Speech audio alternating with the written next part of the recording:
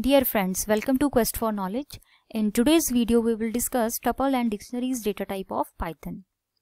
So basically, tuple is an ordered sequence of elements, and elements could be any data type. It can be integer, float, string, list, or even a tuple.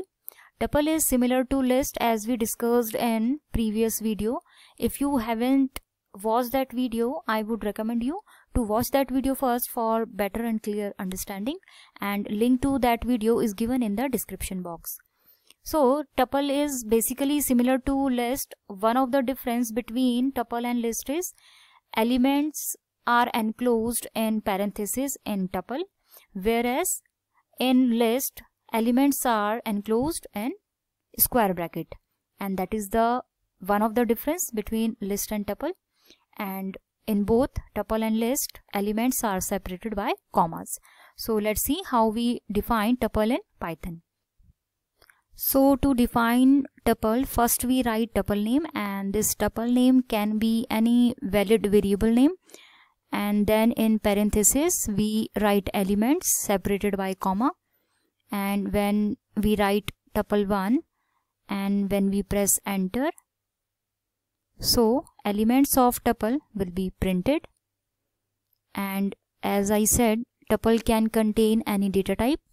In second case, we have another tuple, and this particular tuple is containing a string and integer, and we have 1 2 3 4 5 6 elements inside this tuple. And when we write tuple2 in Python prompt and when we press enter, so element of tuple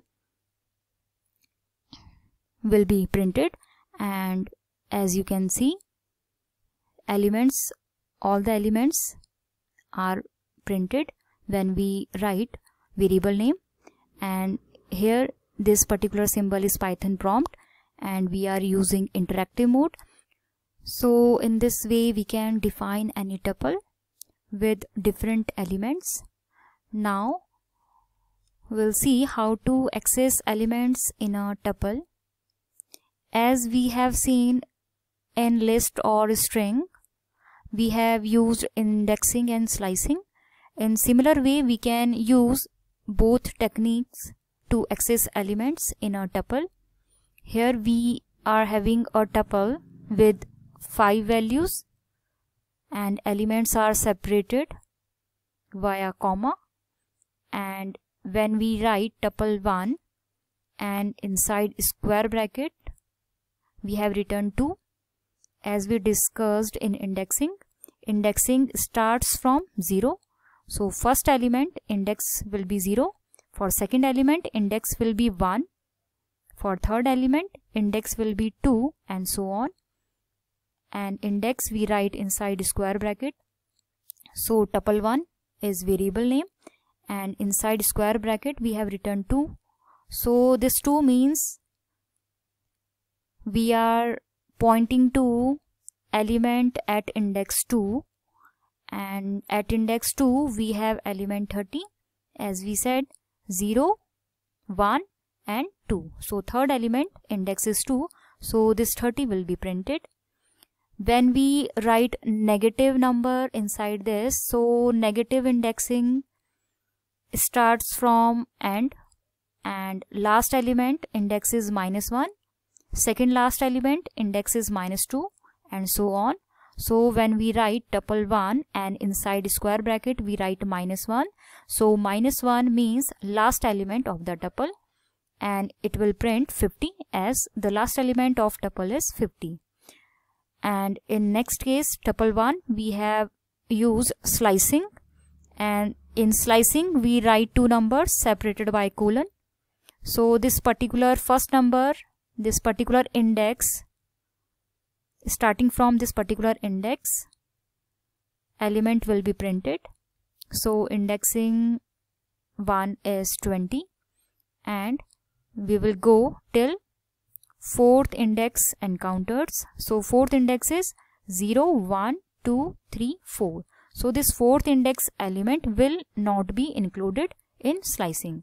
So starting from 1, 2, 3 elements will be printed, and when we press enter, it will print 20, 30, 40, and that is index 1 element, index 2 and index 3 element. So in slicing, this second number, second index is not included. Just make it a point. So when we write tuple 1 and when we skip this first number, so slicing starts from 0 index. So here slicing will start from 0 index and it will go till 3 because this fourth index will not be included. So when we write tuple 1 square bracket and we skip this first number, colon 4 and square bracket close, and when we press enter, it will print 10, 20, 30, 40. That means starting from 0 index, we will go till third index. When we skip second number in slicing, so it will go till the end. So starting from second index is 30, and when we press enter, it will print 30, 40, 50. Starting from second index, it will go till the end. And when we write index and that is not in this particular tuple, so we will get some kind of error, and that error will be index error because 10th index is not assigned in this particular tuple, because in this particular tuple indexing is reachable from 0 to 4 only. 0, 1, 2, 3, 4. So when we write index that is not assigned in particular tuple, so we will get index error. So using indexing or slicing, we can access elements in a tuple. Now we will see immutable nature of tuple. Immutable means the elements of a tuple cannot be changed after it has been created, and that is second difference between tuple and list. List is mutable in nature as we discussed in previous video, and tuple is immutable, and immutable means we cannot change value after it has been created. If we try to do so, let's see what will happen. Here we have tuple with some elements and elements separated by this comma, and when we are trying to modify index 1 element with 60, and when we press enter, we will get some error, and that error is type error. Tuple object does not support item assignment. So this particular error means tuple is immutable in nature and we cannot change elements after it has been created. So this is second difference between tuple and list.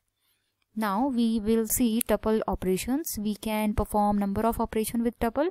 The first operation is concatenation, and in concatenation we add two tuples. In first tuple we have 1, 2, 3 elements. In second tuple we have 4, 5, 6, and when we write tuple 1 plus tuple 2, here plus is concatenation operator, and when we press enter, it will concatenate both the elements of tuple, and we will get 1, 2, 3, 4, 5, 6 elements after concatenation.